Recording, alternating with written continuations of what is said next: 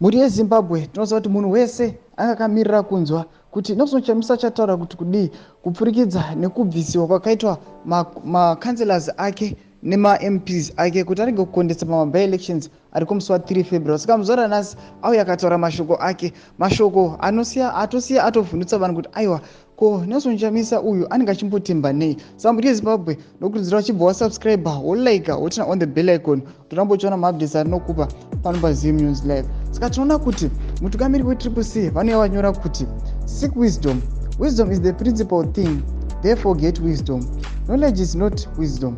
Many knowledgeable folks are very unwise, whereas knowledge is acquired from institutions of higher learning and education.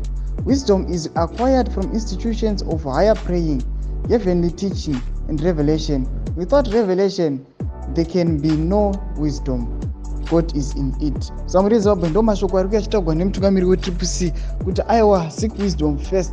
Saka muri yeZimbabwe vanhu vanouya vachikashamanzika kuti asi mutungamiri uyu weTCC vaNelson Chamisa vanenge vachimbotemba nei, nokuti vanokuya vachingotaura maBible verses nguva dzose, zvinhu zvinouya zvichishamisa vanhu. Saka nokuti vanhu vakauya vanouya vachireply vachiti Chamisa Zimbabwe will not be changed by indecisiveness, quotes and Bible verses. Mumwewo ani achipindura kune post iyi yemutungamiri weTCC achiti Zimbabwe will be saved by decisive faith, revelation, revolution and God's word, the very verses. God bless you. Saka muri yeZimbabwe ndo zvikuya zvitagwa pano paTwitter hendo kuti aiwa kunyange edu tikabiririrwa, kunyange edu tikajutiwa, kunyange vamwe vakatipandukira vemusemupati aiwa but Mwari arimo muzvinhu. Saka muri yeZimbabwe chibotiudzai kuti munoti kudii pamusoro penyaya iyi pene mucomment section medu, mutiudze mafungiro enyu kuti munoti kudii pamusoro penyaya iyi. Aiwa muchisubscribe, kulike, pocho notina on the bell icon.